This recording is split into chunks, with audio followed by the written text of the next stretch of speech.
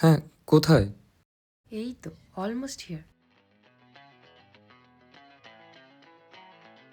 Wow, কি দারুণ লাগছে রে আজকে তোদের।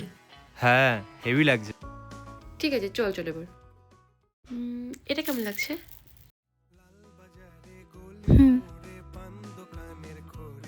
এই ভাই কোথায় গেল? এখানেই তো ছিল এক্ষুনি। ওই তো সে।